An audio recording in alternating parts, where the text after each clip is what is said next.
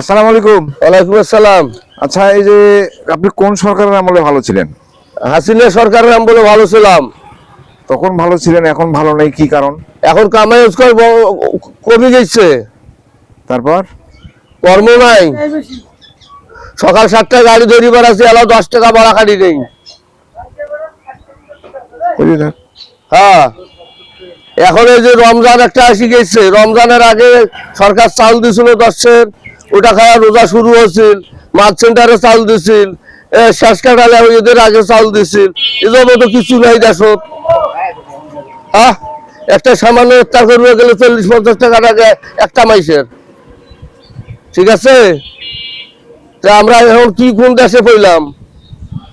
হ্যাঁ, আচ্ছা, এই যে ব্যাটারি চালিত অটোরিকশা, ভ্যান এগুলো কিন্তু তুলে দিচ্ছে, তাতে আপনার মতামত কি?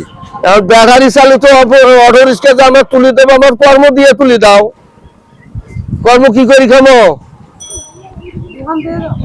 একটা ব্যাটারি বর্তমান কিনতে গেলে ব্যাটারি সেটও ভালো নাই, সব 2 নম্বর মাল।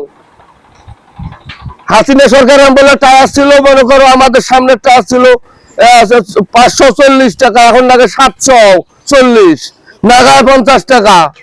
কয় টাকা সস্তা হয়েছে না দাম বাড়ছে? কোনটা? তাহলে আপনি বর্তমান সরকারের আমলে ভালো নাই? এখন নতুন সরকার বসছে, আল্লাহ যে কি করবে তা আল্লাহ জানে, আর সেই সরকারই আমার জানবে। তো সরকারের কাছে কি আশা করেন আপনি? এখন সরকার যদি আমাদের উত্তরবঙ্গের ব্যাপারে আমাদের গরিব হিসেবে দেখশন করে তো ভালো। তাই তো এখন নিজের ঠাই করতে পারে নাই, তার কোনো কি চাইবেন? যার কাছে কিছু চাওয়ার নাই আপনার? এখন তো কিছু চাই, এখন বয়টা তো মনে করো তো এখন কিছু সংসারে ব্যবস্থা পারে নাই। তো সংসার গোছাওক, তারপরে চাবেন।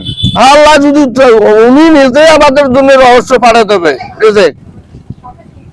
আচ্ছা, ঠিক আছে, ভালো থাকবেন। হ্যাঁ।